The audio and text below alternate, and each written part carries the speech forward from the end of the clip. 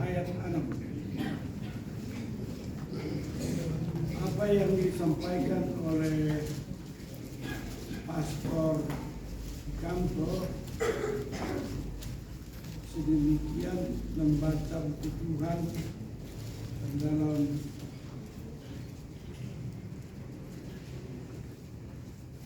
pengalaman saudara Kanto karena banyak membaca Alkitab dan juga memperbandingkan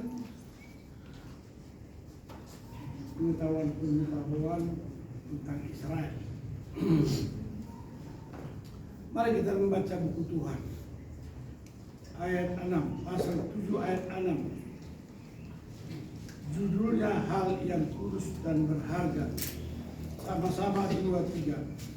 Jangan kamu memberikan barang yang kudus kepada anjing, dan jangan kamu melemparkan mutiaramu kepada babi, supaya jangan diinjak-injaknya dengan kakinya, lalu dia berbalik mengoyak kamu. Nah, ini menyangkut kepada hak konstitusi dalam institusi. Konstitusi adalah perundang-undangan yang berlaku bagi satu negara atau bagi dunia.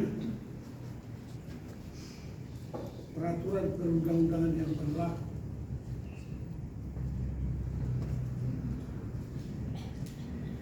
Indonesia mempunyai konstitusi. Konstitusi kita adalah dalam Undang-Undang Dasar 1945 yang terdiri dari pembukaan dan pasal-pasal di dalamnya.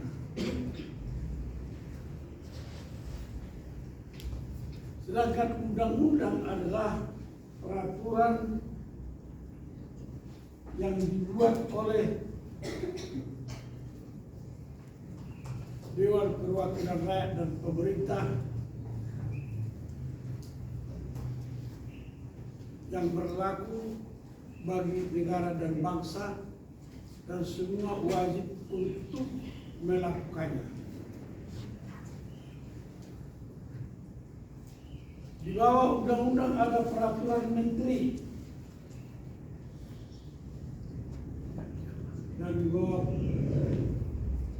peraturan pemerintah ada juga peraturan daerah. Terkadang kalau undang-undang yang berlaku ditiadakan, maka presiden oleh konstitusi berhak mengeluarkan peraturan presiden atau peraturan pemerintah. Peraturan pemerintah pengganti undang-undang. Sedangkan peraturan presiden adalah peraturan yang diberlakukan secara darurat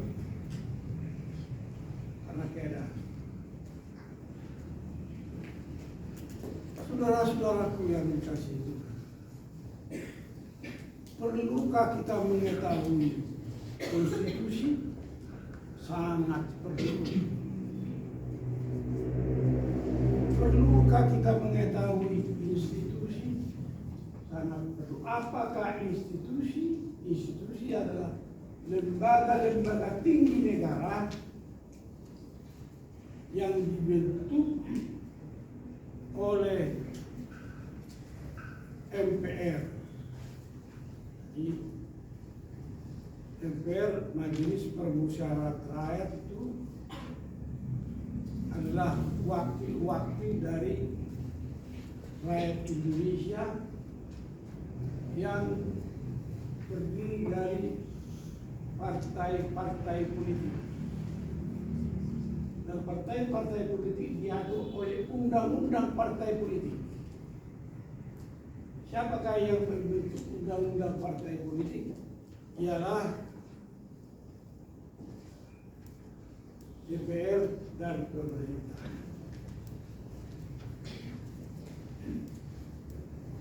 Maka kedua kata tadi lembaga tinggi negara ini dibentuk berdasarkan konstitusi, dan konstitusilah yang mengatur bagaimana membentuk lembaga negara itu.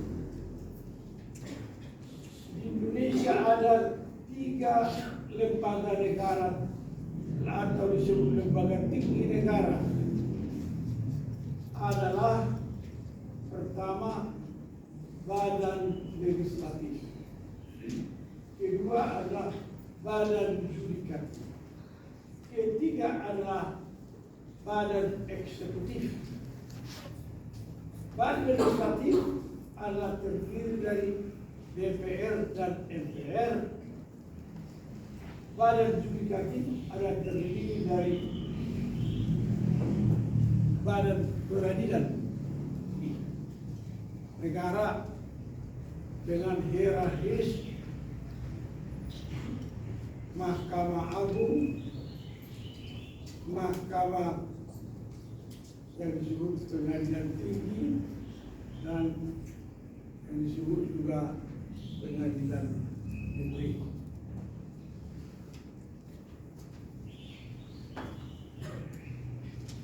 Sedangkan eksekutif adalah lembaga pemerintahan dengan struktur presiden dan kabinet, sedangkan di bawahnya adalah struktur gubernur dan DPRD, di bawahnya lagi bupati dan DPRD tingkat. Nah, saudaraku, orang Kristen diajar bukan tidak berpengetahuan. Orang Kristen harus berpengetahuan. Kalau kita sudah mengikuti dari penjelasan itu, di mana ada hak dan kewajiban ditentukan oleh konstitusi, maka kalau orang Kristen jadi bodoh, tidak berpengetahuan, maka orang Kristen menjadi sapi.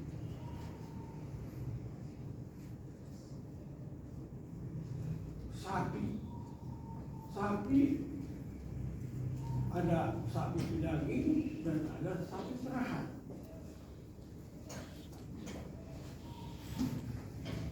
Maka ada firman Tuhan yang kita baca tadi, jangan memberikan barang berhargamu kepada anjing, dan jangan memberikan mutiaramu kepada babi.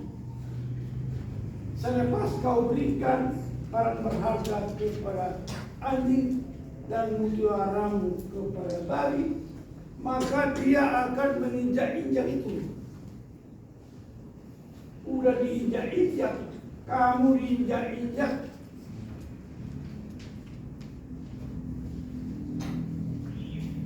Lalu kerajaan dikatakan dan mengoyak kamu. Maukah kamu diinjak-injak dan mengoyak kamu? Artinya suka-sukanya dialah mau kamu budak saja atau diperas saja atau kalau dimatikan. Tuhan secara spesifik setelah Tuhan mengeluarkan pengajaran di atas bumi, dikeluarkanlah hal yang kudus dan berharga. Nah, apa yang berharga dan apa yang kudus, itulah hak konstitusimu. Dalam hak konstitusimu adalah juga hak beribadahmu. Hak berkeluarga. Coba, dalam hak berkeluarga ada undang-undang perkawinan. Kalau orang Kristen tidak mengetahui undang-undang perkawinan, maka orang Kristen akan kawin sama siapa?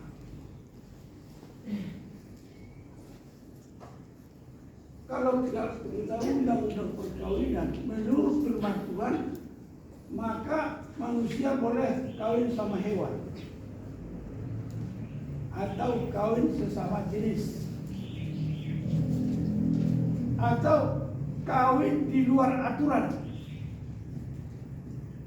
Tahu di luar aturan banyak itu. LGBT itu di luar aturan, homoseks di luar aturan, perkawinan sejenis itu di luar aturan. Karena larinya pelihara anjing dan binatang-binatang peliharaan yang lain yang bisa bermain dengan manusia. Kenapa kamu tidak mau belajar firman Tuhan? Nah, apa yang dikatakan oleh Pastor Kanto tadi itu adalah sifat dan perilaku sebelum Tuhan Yesus Kristus.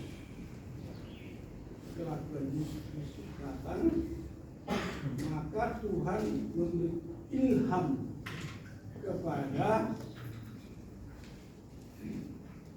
manusia. Maka pada zaman abad 13-14 Tuhan mengilhami manusia yang bernama Montesquieu. Itulah yang kita sekarang berikuti, desperation of power, pemisahan kekuasaan, badan legislasi, badan legislasi dan badan. Perhatikan baik-baik. Tadinya ini diperhatikan oleh orang Kristen mula-mula, maka lahirlah Parkindo di Kristen Protestan dan lahirlah Partai Katolik di Partai orang Kristen. Nah, oleh penguasa ini difusi. Arti difusi dikategorikan partai agama masuk partai persatuan, tetapi partai agama Islam, dan partai non-Islam masuklah pada partai yang disebut partai demokrasi.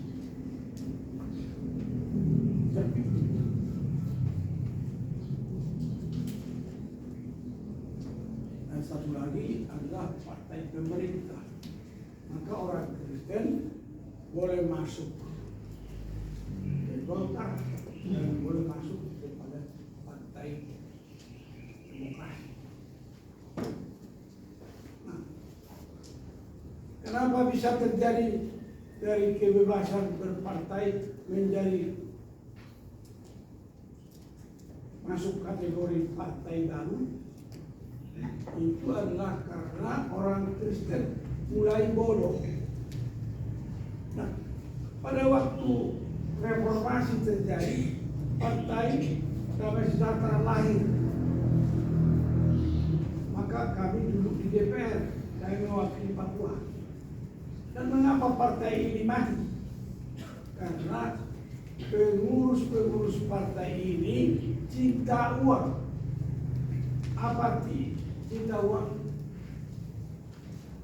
Akar dari segala kejahatan.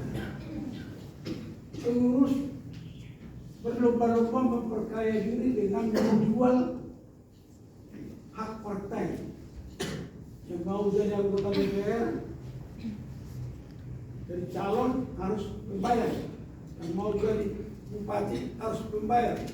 Jadi calon apapun membayar. Aja nampaklah bahwa partai ini adalah partai cinta. Akar dari maka orang tidak mempercayai PDS. Saya masuk pemilihan Sulawesi Tengah. Di dalam presentasi Google selama saya ikut kampanye dan pemilih, maka saya memenangkan wilayah Sulawesi Tengah, unggul di atas Golkar, PDIP, Gerindra, dan semua partai. Saya unggul. Ada buktinya ini. Lengkap oleh Google. Nah, kalau saya boleh unggul Sulawesi Tengah, di mana teman-teman saya yang lain? Semua anggota pengurus PDS tidak mempunyai keunggulan di daerah masing-masing, tidak masuk kota. Mereka kalah, semua kalah. Akhirnya saya tidak bisa ikut lagi di DPR RI karena kuota 2,5% bagi partai politik Partai Damai Sejahtera tidak tercapai. Separuh pun tidak tercapai. Dari 2,5% tidak hanya dapat 1%. Maka tidak dapat.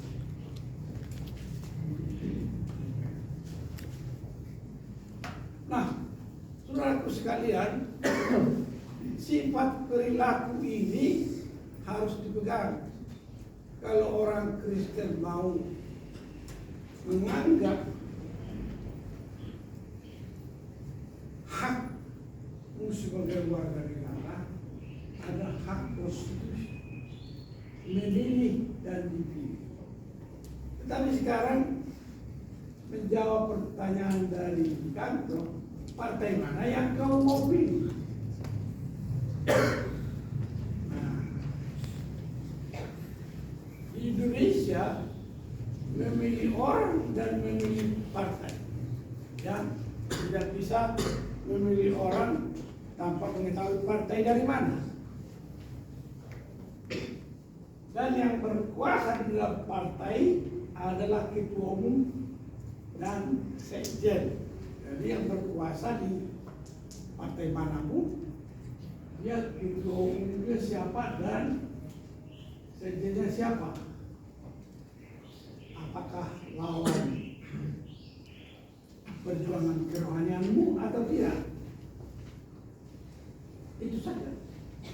Karena tidak ada partai kita lagi. Kerohanianmu cenderung kepada ketua umumnya, sekjennya, dan ini yang maju itu dari partai mana? Hanya sebatas itu yang dapat kita sampaikan. Ya. Nah, sekedar informasi ya, kalau Ganjar Pranowo itu temanku di Komisi 2 DPR. Tentu dia sebagai anggota DPR, saya anggota DPR, tahu sifat dan karakternya, kapasitasnya sampai di mana saya tahu. Menurut saya, untuk sejajar dengan negarawan tidak sampai karena pengalaman. Lalu bagaimana dengan Prabowo? Latar belakangnya sudah tahu, ibunya Kristen, bapaknya netral, keluarganya semua Kristen, maka kehidupannya diwarnai oleh kekristenan. Jangan a priori terhadap atau mengambil keputusan hanya isu mengatakan bahwa Prabowo itu adalah anti hak asasi manusia. Itu adalah hoax. Prabowo itu saya kenal. Kenapa saya mengenal dia? Ketika dia mayor, saya undang dia. Prabowo datang dulu makan sama saya di Hotel Sari Pacific. Saya makan seperti orang biasa.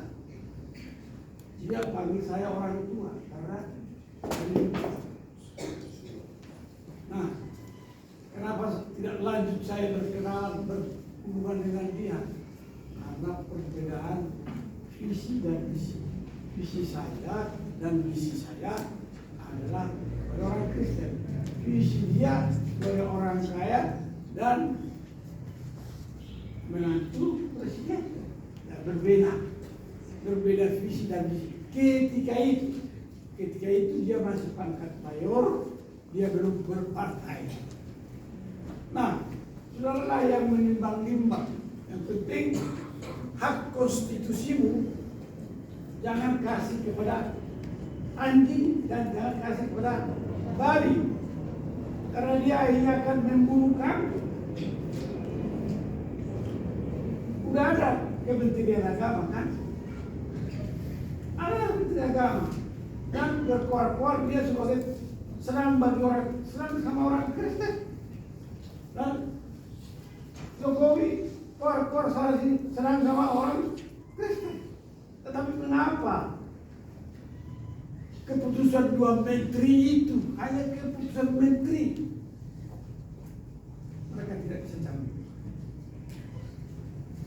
Itu bukan undang-undang, hanya keputusan. Keputusan menteri di bawah, yang pasti di bawah konstitusi, Undang-Undang 45, pasti di bawah undang-undang, pasti di bawah peraturan pemerintah.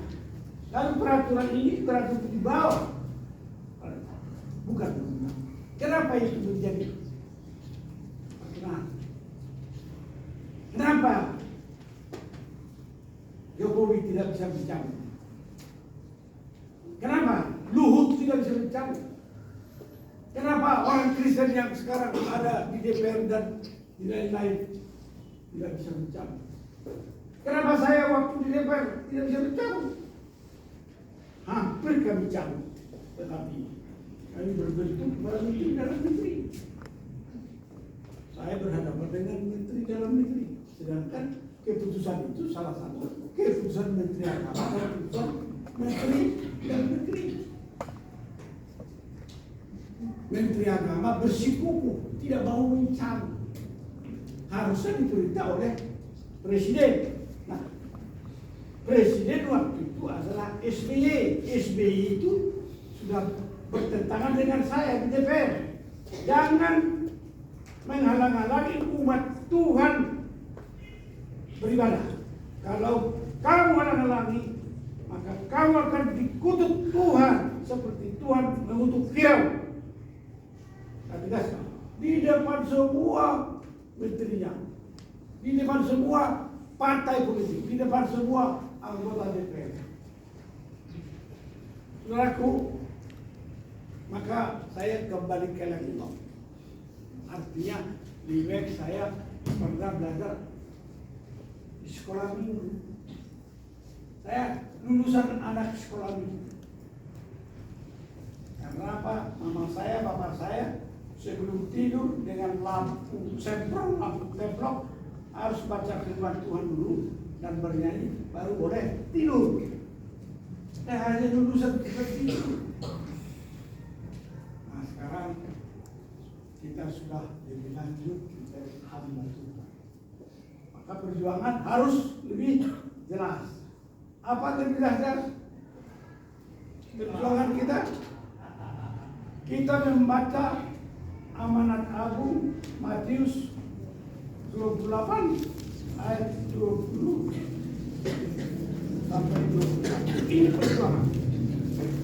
Dan ini harus menjadi nafas kehidupan kita. Saya akan baca kepada saudara Matius 28. Boleh ditunjukkan di depan ayat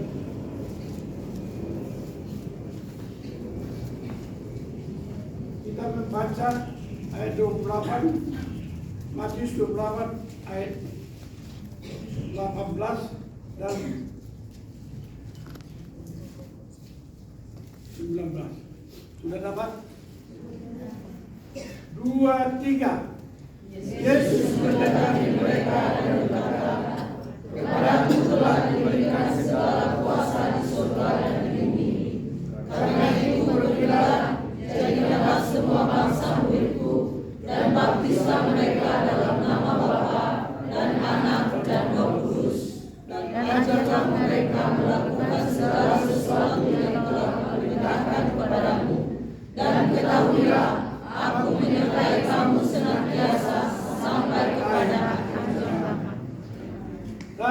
kita ini Tuhan memberikan yang disebut Injil Kristus, kekuatan Allah.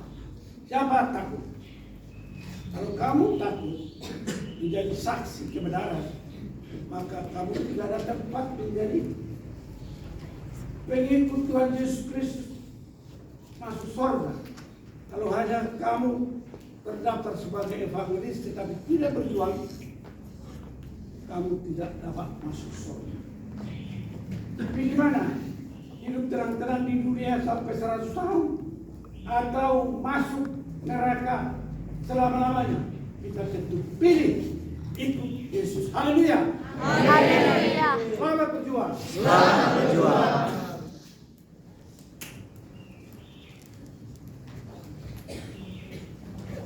Baik, saatnya kita memberikan yang terbaik untuk Tuhan kepada tugas